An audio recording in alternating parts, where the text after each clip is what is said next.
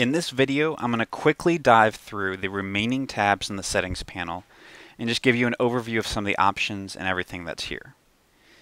Some of this I'll go through in a little further detail later in the training, but I just want to give you a quick overview of the settings panel here. Here you have time and geography. This is pretty simple. It's basically to kind of set your standard time zone for your site. So if you want to auto-publish blog posts or anything along those lines, you can kind of set your time zone right here. The next one, domains.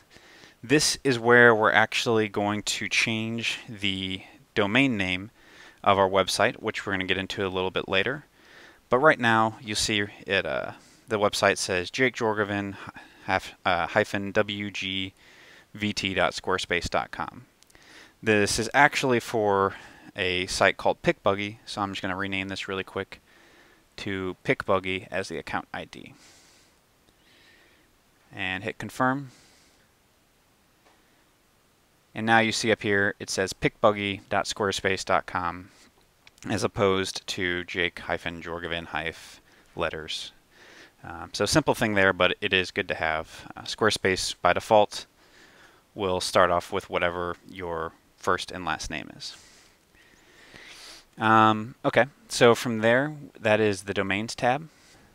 This overlays tab, it's not something too terribly important to have. Squarespace badge, you probably want to keep that disabled unless you want to have a Squarespace thing on your site. Kind of a little promotion for them. The announcement bar is something that is kind of, if you want to have a little announcement like, hey, we have an event coming up, or here's a new deal or a new offer, then you can do that as well. And then you have this mobile information bar, which allows you to kind of have a bar at the bottom of your mobile app as well. So pretty simple. You can mess around with those settings if you'd like. Templates, we went through this earlier, but this is where you're going to manage or change any of the templates for your website. Billing, I'm going to get back into this a little bit later when I show you how to actually set up the billing for your account and go through those options there.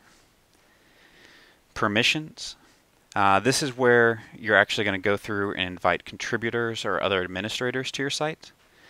So if you want to go through and maybe add an administrator, or you want to add another contributor who can blog on your site, you're going to go to permissions, and then up here you're going to click on this invite button, and then you put in their information and select the appropriate account level of permissions for them. The next thing is connected accounts. This is really important. This is where you're actually going to connect your social media accounts. So here, if you want to go through, you can go in, and I'm just going to add my Instagram account very quickly. And so if I want to add the Instagram account for my PickBuggy, I'm going to go up here. I'm going to click Add. And then here you see you can add all your Facebook, Twitter, Google+, Tumblr, Dropbox, Foursquare. This whole gamut of social medias, you can actually link these, and this will automatically integrate with Squarespace. So I'm going to click on Instagram. And then give it a second to load. Oh, and that actually is not what I wanted to do, but that connected with a past client's account. So actually I just need to go to Instagram and log out, but that is simply how you actually go ahead and connect accounts. So you can do this with your Facebook, Twitter, any of your social media accounts. Next thing I'll show you is the options for share buttons. This is at the bottom of any blog post, there's kind of a built-in share feature for Squarespace, and you can basically choose what social networks you want to let people share this on. Generally, it's probably not a bad idea to leave them all enabled, but here you can actually go through and just kind of disable if you don't want it on StumbleUpon or Pinterest or anything like that.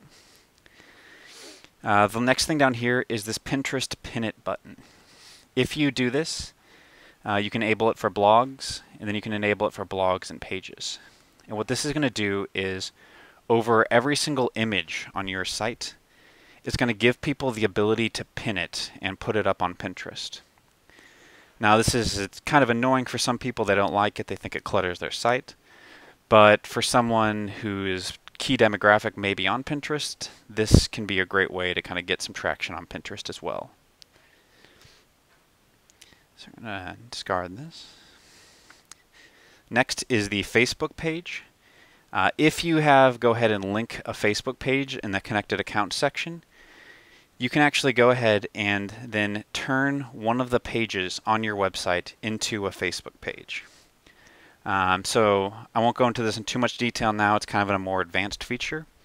But if you have a linked Facebook page account, then if you go back to this page, you'll see that there's actually a handful of different options here. Import export. This is simply where you're going to go if you ever want to export your site and get it off of Squarespace. And you could export it for WordPress and actually just kind of basically put all the content in a way that can be quickly imported into WordPress. The other thing you can do is say maybe you're coming to Squarespace from WordPress or another platform, is you can import and you can take all your content from WordPress, Tumblr, Blogger, Etsy, Shopify, Big Cartel, any of those, and it will automatically import all your information into there, into Squarespace. So if you're coming to this platform from somewhere else, this is a really handy feature to get your content over quickly. Next section is code injection. You're probably not going to mess with this too much, but if you need to put in custom CSS or custom HTML code into your site, this is where you do that. URL mappings, again, probably not something you're going to deal with too much. Developer mode, again, probably don't even want to mess with this. And then sessions, mobile apps, and help. Help's probably the only one that will actually be relevant. And if you go down here, you can actually, it'll just take you to help.squarespace.com where you can reach out to them for any technical assistance or any other questions that you have. And that is the settings tab. And so just kind of give you a brief overview there. I hope this was helpful.